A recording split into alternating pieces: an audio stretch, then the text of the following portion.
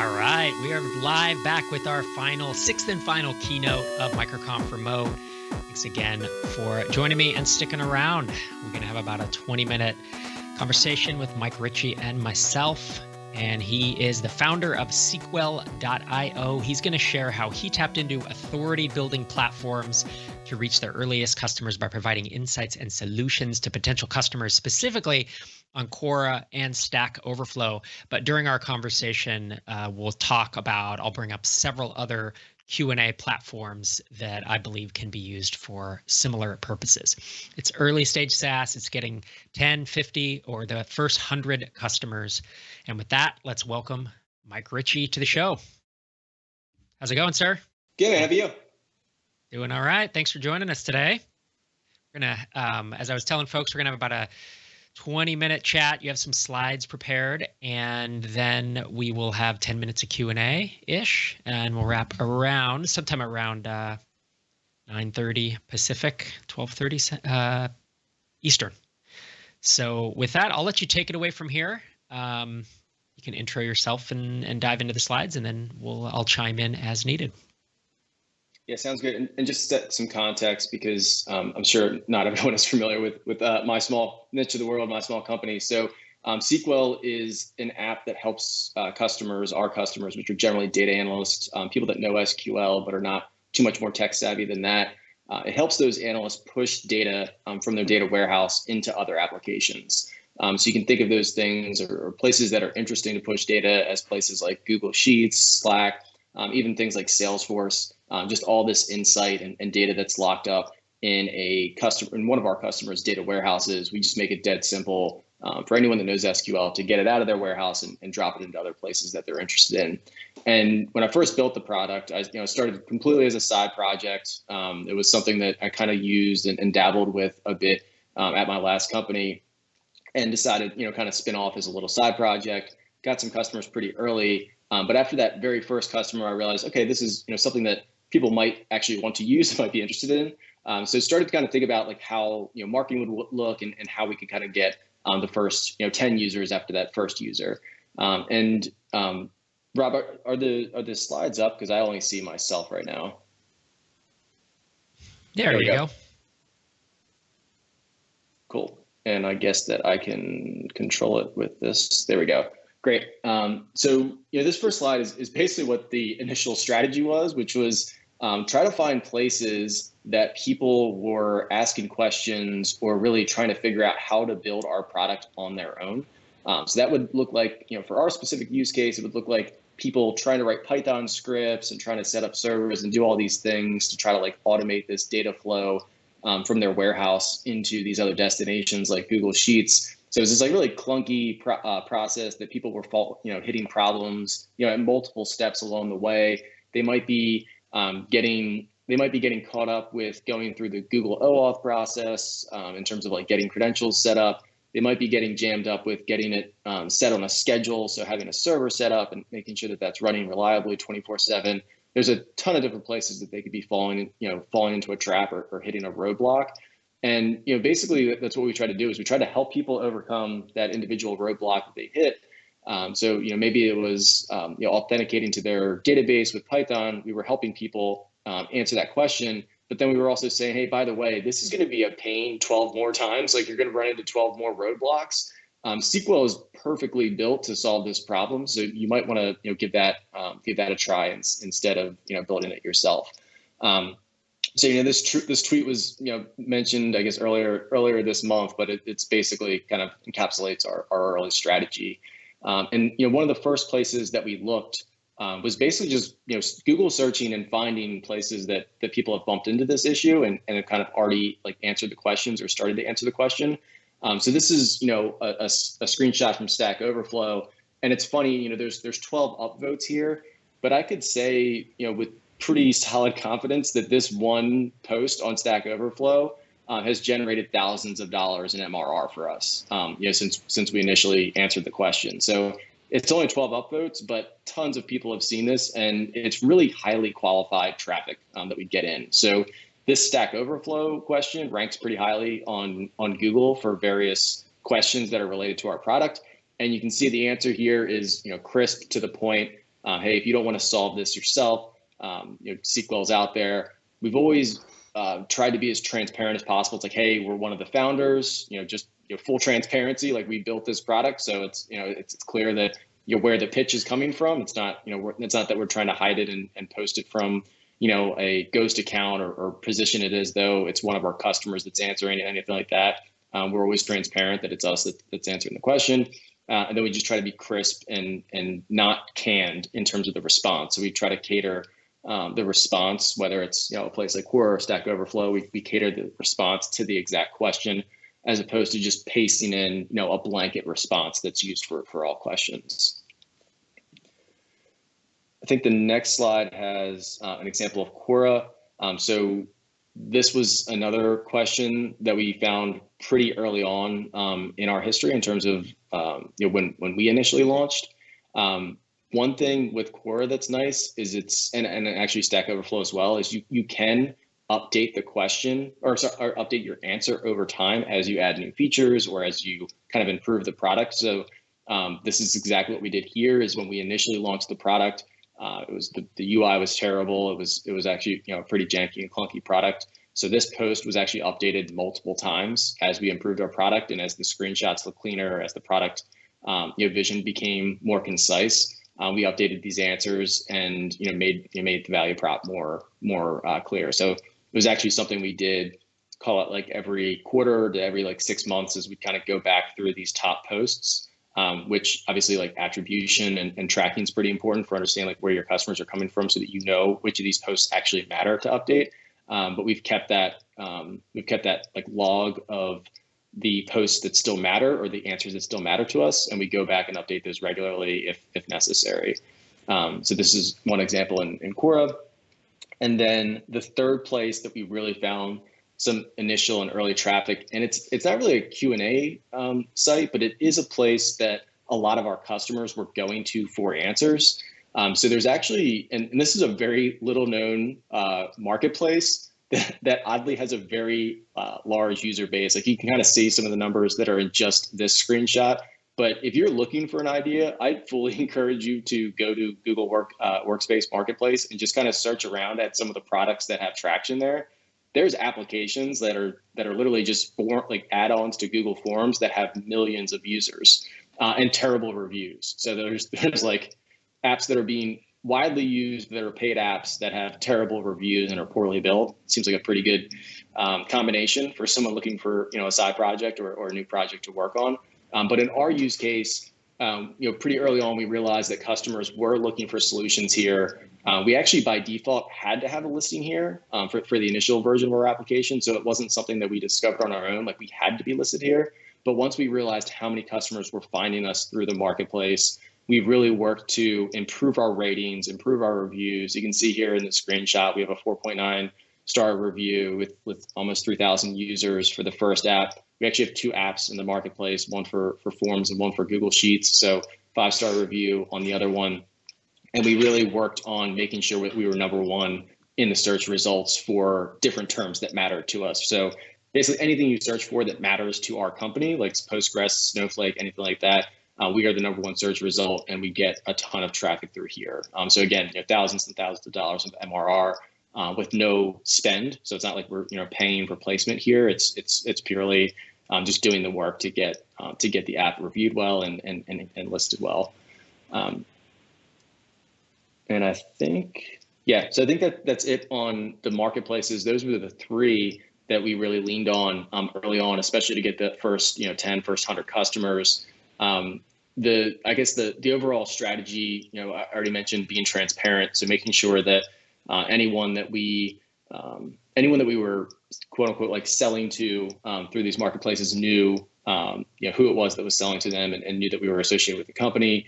Always trying to speak the language. It was pretty easy for me just because I kind of was our customer. So I knew SQL. I wasn't much of a developer, so didn't know a ton about back-end infrastructure and things like that in terms of setting up servers. So I was kind of our customer, so I was able to kind of speak that language. But if you're not your customer, make sure that you're not getting too far into technical jargon, things that the customer doesn't care about in terms of sound like a salesperson. So we were just very direct in terms of answering their questions. And then, the last one, which is probably the most important, is really showing how painful free can be. So, we were like, DigitalOcean has some great posts on this. Their early strategy was very much along these lines, is like just showing how incredibly painful it is to manage machines on AWS or spin up a new instance on AWS at the time that DigitalOcean launched. So, we took that exact same playbook and exact same strategy in terms of like, hey, setting this all up on your own is going to be a complete nightmare. This is not something you want to manage, especially when our product starts at $50 a month. This should be kind of an absolute no-brainer for you to at least give us a trial, as opposed to trying to solve this problem yourself, because free isn't always really free when you kind of factor in all the hours it's going to take to for you to kind of build this on your own. So that's pretty much the tips. Rob, any questions on your side?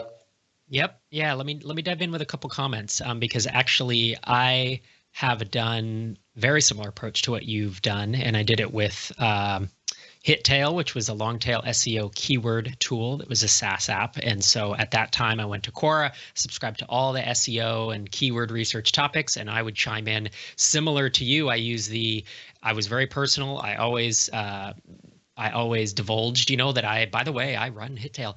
But the big thing was I would absolutely show them, and this is a decade ago, but they would say, how do I do keyword research? And I'd say, here's how you can do it. Screenshot, go through Google, do this, do that, or click through to this site, pay $20 a month, but disclosure, I'm the owner of it, but it literally became, it's almost like, doing the selling for you. And even it's funny because you said, one of those posts had 12 upvotes, but it's created thousands of dollars in value for you. Similar with HitTail, and then with Drip, actually, Drip being an email service provider, I subscribed to all the email marketing and or really a bunch of just email marketing questions. And it was similar where ones wouldn't get that many upvotes, but it would just drive highly, highly targeted traffic. So even if I only got 30, 50 visitors a month from those threads, they would convert to trial at like 10, 20%, when the rest of the site was converting at 1 or 2%. It was because they were so qualified and already so interested in the problem. So there's a lot of value there. And of course, these days, even I answer stuff about SaaS and marketing and this and that, because it's, it's the podcast, MicroConf and Tiny Seed stuff that I'm thinking about these days. So there's a lot of value here. And we do have a question that I'll get to in a second, but I wanted to point out some other sites. Obviously, Quora is the general one, and it covers a lot of. It started out as more of a Silicon Valley kind of startup topics, and then it's really expanded from there. StackOverflow is the technical one, and obviously Stack Exchange has a bunch of different. I believe they have hundreds of different ones now. They have RPG.Stack Exchange, and they have English literature and grammar, just all kinds of stuff. So there's a lot of options there. Reddit is another place that I've seen folks, if you're involved in, a specific, if there's a SQL users group or a developer users group or, a startup users group, whatever, that's a place I've seen people be helpful on the internet. And those can rank, if there's a question, they can rank in Google. Clarity.fm is another one that I think people forget. Clarity is for phone. Mostly it's for connecting with consultants via phone chat, phone calls, but they now have a that you can get involved with. And those are the ones that, the interesting thing is there's this whole other strategy where it's go on Facebook groups, forums, and Slack groups, like MicroConf Connect. Those are also helpful, but they're different in that you don't get SEO out of it, right? That's the thing, is that Quora, Clarity, StackOverflow, Reddit, these things tend to rank in Google for the answer to the question that person is asking. And you would love for your website to rank #1 for the answer to that question, but you don't have the juice. None of us have the juice that Quora or these other sites do.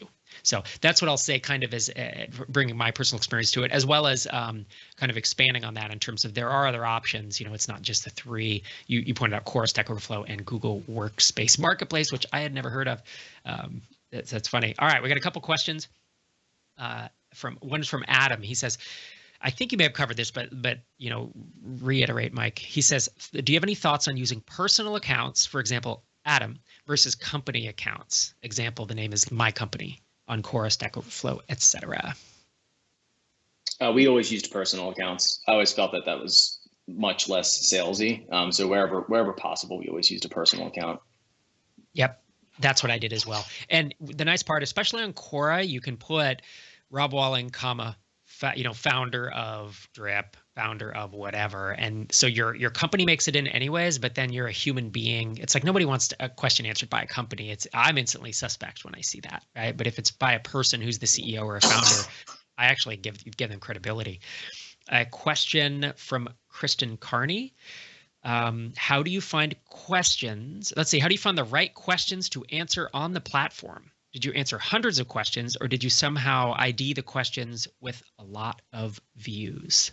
You weigh in first. Yeah, I want to tell folks how I did it. No, that's absolutely a great question, because Quora is just an absolute flood of the same question over and over. So you can waste a lot of time answering 100 versions of basically the same question. The simple method we used is just Google searching. So we searched through Google for the questions that we cared about, for the key terms that we cared about, and then whatever ranked there from Quora, we would then click through to Quora and answer those questions. So if you search directly on Quora for something like, if you just search a broad term like Postgres or Google Sheets, things along those lines, there will be dozens of the same question over and over. The ones that we really focused on were the ones that were basically the ones that were ranking in Google. One other side note on Quora is that you can get tricked probably into running ads there or promoting your post. Just our own experience, we actually tried that out. It seemed like a no-brainer. So like, oh, like we can instantly get our answer to post to jump to the top. It was a complete failure. It did not work at all. They actually their ad platform is also terrible in terms of like setting all that up and then getting it to display appropriately. So getting the promotion to display on the questions that you want it to was also a disaster. So just a quick aside is that ads on Quora did not work at all for us, versus doing the questions completely for free worked really well. That's good to know, because I've never tried Quora ads, and I always see Quora ads because I'm on Quora. I get their weekly digest, and so I'm on it once a week, kind of searching through the stuff. Of course, the digest is always like MCU movie trivia and what's going on with Dungeons and Dragons and that kind of stuff. So it's like nothing to do with startup, which is actually a nice break. But I see the ads all the time, and I kind of have at the back of my head like, I wonder if I should try those. So interesting data point there. I like that about Google searching. I wish I had thought of that, because I would subscribe to the topics, and then I'd try to be the first answer for a lot of them. And that worked. It worked. Well, it always worked in terms of I would usually start getting upvotes quickly, but if those didn't appear in search results anywhere, then I wouldn't get a lot of traffic from those. So it is an interesting approach. I like what you're thinking. Another question: how do you make your answers not sound promotional? Yeah, and that is actually hard. So the first draft, if you're thinking, selling the product, it's probably going to come across as sales. Like the thing I always came back to is if you are answering the question from a place that you're not involved with the company at all. So almost put yourself in a customers or potential customers' shoes. But that absolutely is something that we had to work on early on. And I found the best way for me to do it was to pretend that I was answering the question either to someone that I knew. So like just put yourself in an actual situation where someone that is asking you the question, and like a specific person. So I would pretend like, oh, like our product manager at our last company is asking me this question. How would I answer him? And making it a specific person worked really well for me, because if you're answering it to like the internet, like just broadly, you can come across as like maybe sounding a little bit too like polished, or maybe too like on the PR side, versus if you're answering a friend or a previous coworker, it'll probably come across more natural. We didn't A/B test this, obviously, so who knows if it works or not, but that's the way that felt better to me. And I guess if like upvotes versus downvotes mean anything, it seems like Rob mentioned places like Reddit. When we answered more naturally, it seems like people appreciate that and welcome it more than something that's more kind of salesy or markety. Yeah, I like that, of just talking. Pretend you're talking to a human, or you're answering a friend in an email thread or a Slack thread, right? And it's like, what would I actually tell them? I would say, well, here, I'm going to answer your question, and then I'm going to tell you probably don't do that. Is usually the way it winds up, and that it can come off not salesy then. Another question from Mark. He says, I don't have a Quora account. Can I create one today and start answering right away? Or do you have to warm up your account first? I don't think you have to warm up your account. I definitely answered the first day. So I started answering questions. I did use like our domain. So I signed up with our, mike@sql.io domain. So I did create a separate new account for SQL for the company. But yeah, you can start answering right away. I don't think they do too much. I don't think they're trying to be too clever around like new accounts. There is a lot of spam on Quora.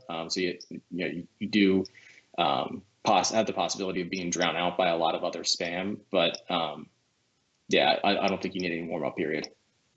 Yeah, I agree with you. I think they rely on their upvote downvote system. Since it is a human powered, voting system, the spam can get downvoted quickly. And so I think if you sign up and start answering questions with value and you do get upvotes, that pretty quickly you'll get the reputation you need to continue answering.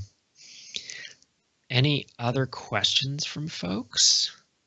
Checking the Slack. And I have a question for you. Was this something you did in the early days to get early traction and then you stopped at a certain point where it just didn't move the needle for you anymore? Or is it something that you continue to do today? Yeah, this was the very first thing we did, which was just Google search. And we knew we weren't going to have domain credibility from day one. So we Google searched, found places that we could answer this question that did have domain authority that would show up and rank in SEO results. And that was like the very first thing we did.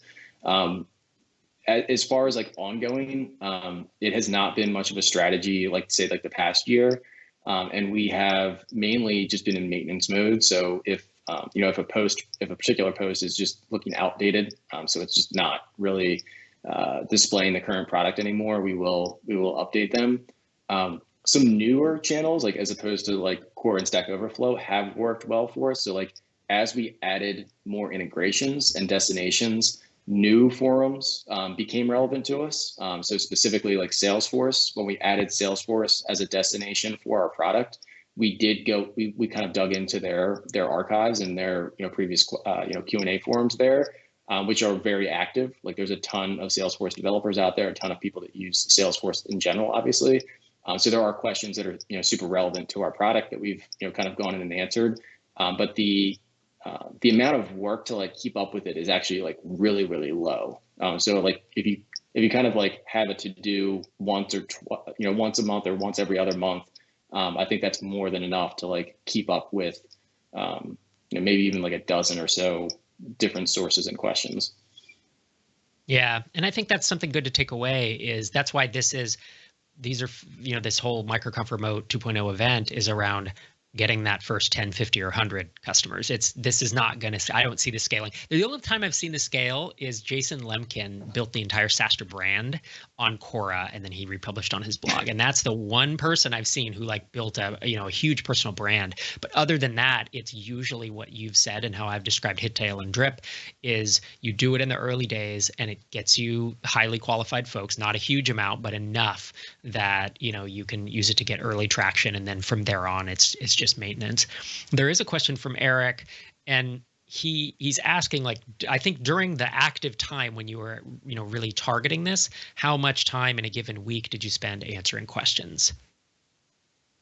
Super low, like 5 or 10 minutes a week, maybe. A lot of it was a one-time find everything, make a spreadsheet with all the questions and go through and answer them all at once. So, kind of upfront investment, definitely less than 10 hours. And, especially when you think about like getting how painful it can be to get your first 10 customers, if you have the right product that kind of fits into this, the type of product that can be successful with this strategy, we easily got more than our first 10 customers with less than 10 hours of work of just going through, finding the relevant questions, answering them really well. And just tracking and making sure that we knew where those customers were coming from. So yeah, like less than 10 hours initial investment, and then ongoing. We've been around for almost 3 years now, and I'd say like life to date, it's probably another like 10 or 20 hours. So it's really low investment.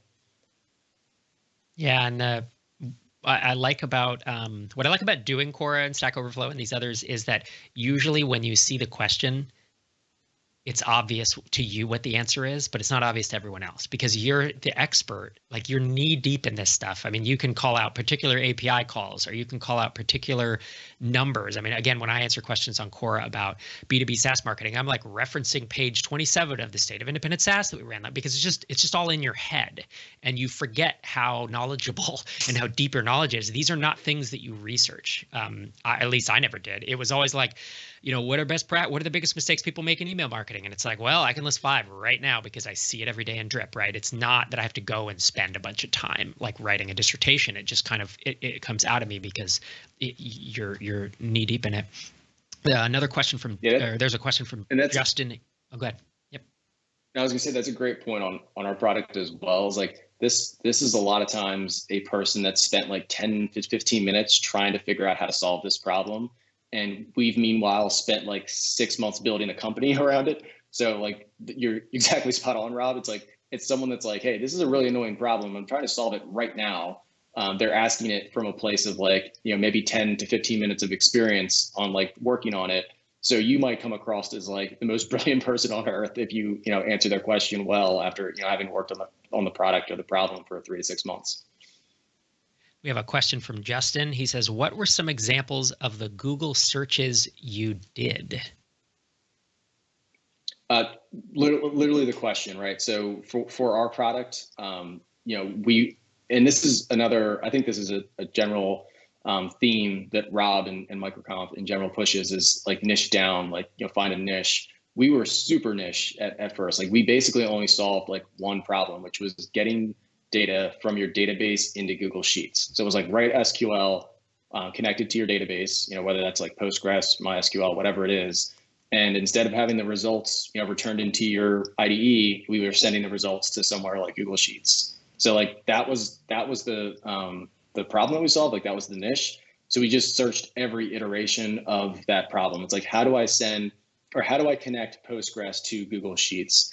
And those different words in between were actually pretty important to us. So things like, how do you send Postgres data to Google Sheets? How do you connect Postgres to Google Sheets? Like all these different iterations and kind of synonyms for various words in that search term were important for us finding those first few questions. So trying all the different iterations, like MySQL instead of Postgres, Snowflake, which is a popular data warehouse, instead of Postgres, kind of like adding all those different iterations and combinations. Like that's what we did to build that spreadsheet and say, hey, these are the 50 questions that we want to answer. And then we just went through and knocked them out, again, in like less than 10 hours that first go around. All right. Yeah, Justin responded. He said, those examples are gold. Thank you. And that's the thing, you go to Google to find out what's ranking in Google, but you can also go directly to Quora and you can type in your example, you could type in Postgres Google Sheets in the search box and see what comes up, to see what wording, because there's going to be a bunch of questions with those two in it. And then there's going to be all those connect, transfer, transmit, whatever else. And then you can do the same thing, SQL Server, Google Sheets. And yeah, that's great. All right. We are at time, sir. Thank you so much for coming and dropping your knowledge today. I know that, judging by the level of the questions and the number of them, I know that provided a lot of value for folks today. Awesome. Thanks for having me, Rob. Absolutely.